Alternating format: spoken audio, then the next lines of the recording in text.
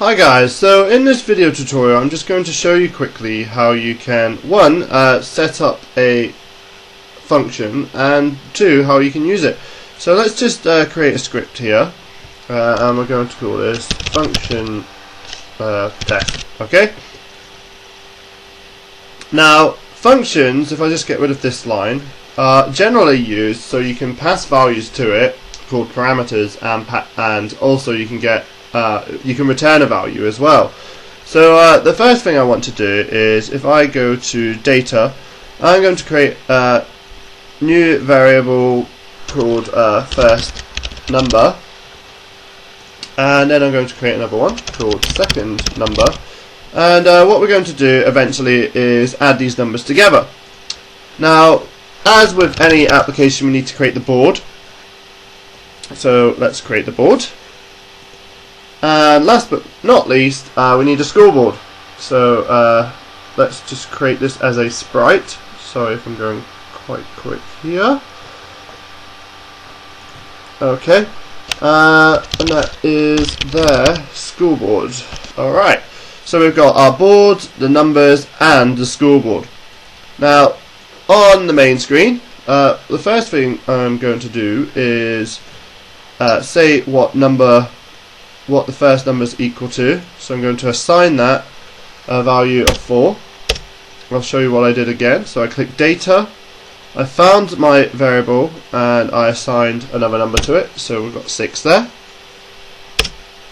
And then we need to set up our board, so let's get the board, assign media, and we're going to create a portrait board.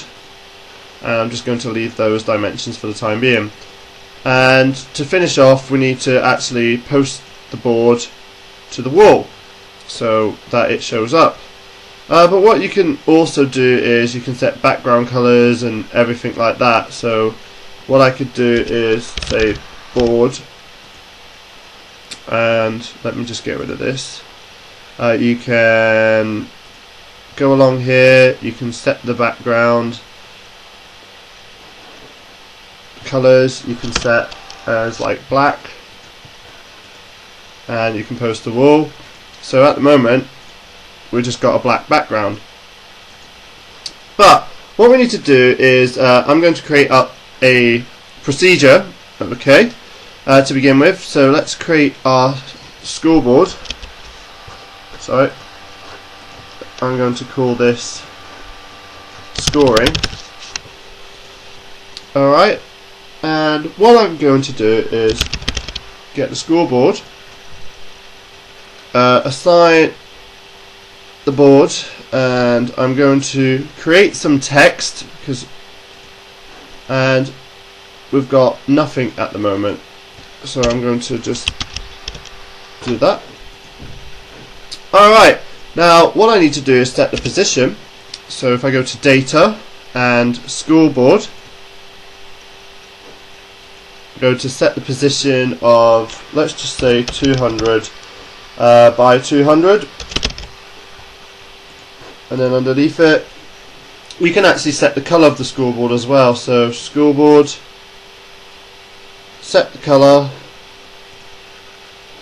and I'm going to say let's do white. So let's see what happens. Alright, so there's nothing there at the moment. The reason why is because if you go back to main, I didn't actually call on our function or our procedure. So let's do that again, and there's the number. Alright, now what I want to do is show you how to write a function, and also how to get it to return the value. So for example, here's what I'm going to do. I'm going to create a function and call it calculate. Right, so there's my function to begin with. Now if you look, when you click on the name, you can add input parameters and output. So I'm going to have two numbers input into this, and I'm going to return a value. Now R basically represents the value I'm returning here. Now this isn't going to do anything on its own. What I need to do is actually add these numbers together to get the value of r. So if I click under do and do r assign p plus p2, now that is going to return that value. Now what I can do is, if I go to scoring, I can actually up here change this 0 to use the calculate function, and watch how I'm going to do this. So I'm getting rid of the 0, I'm going to call on the calculate function, and look, here's the two parameters it wants. Now you could easily just put in like a number 4 and a number 5 there, but what if it got updated throughout your code? So what I'm going to do is, if I go to data, and then if I go to first number, if I go to the next one, data, second number, that now passes the values that we set at the beginning of the game, so the variables. The reason why it's still red is because what we haven't done is converted it back to a string, because remember, it is text. So if you click on toString, alright, that's now going to run that function calculate, which adds them together, and is going to display it as the text. So let's run that. 10. So all I need to do is, for example, change this to 7, and it's updated. So the function has called in the first number and the second number, and it will show the return value there. So see if you can write your own function to calculate something.